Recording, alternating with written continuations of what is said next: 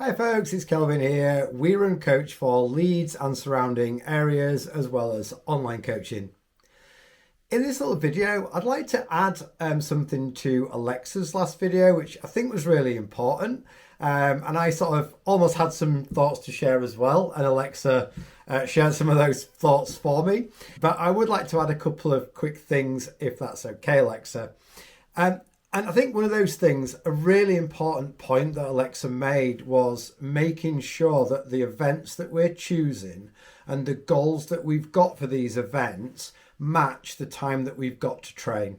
That's really, really important because I often see people, or they maybe come to me for coaching, they're struggling to hit their, let's say, goal times in racing, and the time that they're committing to their training just maybe isn't enough. There's a mismatch there, and we might have to adjust their goals or adjust some of the things in their life so that we can do more training. So that's just so important. And the little bit that I'd like to add to this is, how do we do that? How do we know if our goals are realistic? One thing is, we don't exactly know. Becky keeps laughing and saying, I'm going to buy you a crystal ball for Christmas, Kelvin, because so many people say, like, in September, what time am I going to run for my marathon? And I'm a little bit like, oh, I don't know. But as coaches, we do have a better idea than most because we work with a lot of runners. We can look at a runner's historical data and help them piece a few things together and at least put them sort of somewhere in the ballpark. And then when we're training for an event, one thing that we don't really do is pick a goal time too far out. We might have that ballpark and then we refine that as we go. So one thing that's really wise to do is a long-term planner. I'm going to add an image in the first comment, which is my long-term planner for this year. I started this long-term planner a couple of months ago, and it goes all the way through to an event in September.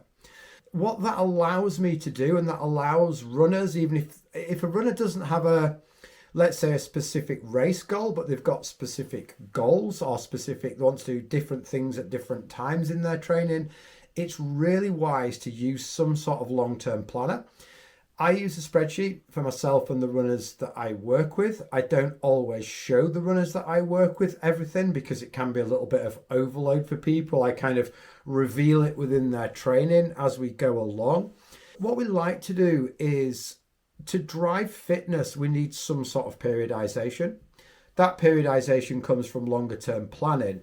So in that long-term planner, I like to add in the stuff that we know first. So like add events, holidays, times when we're busy at work, times when we've got more time to train, times when we've got less time to train, all of those things, and then try to sort of piece that together. So if someone's got an autumn marathon, they probably know they're going to do a 12 to 16 week marathon specific block with a 2-week taper, so they can start to sort of work backwards from there. And then they might think, oh, but I'm doing a spring 10k as well, so that's great. So we've maybe got a bit of time to work towards that 10k, and then a little recovery from that, maybe a little transition phase on the marathon, and a little bit about sort of what do we do in between. So that allows us to maybe look at those points where training might be more time consuming, because obviously a marathon's 26.2 miles, but we just run that on one day. It's not that's time consuming. It's that 12 to 16 weeks that precede the taper where we might have quite a lot in our training. So as Alexa said, making sure that our goals align with the time that we've got to train.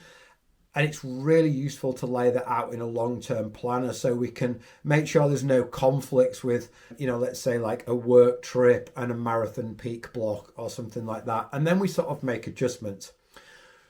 One thing that I think is maybe quite important, maybe a really important part of a runner's training, for those that don't work with a coach and for those that plan their own training, it might be worth just having a consultation at this time of year with a coach, just to help to plan out that long term.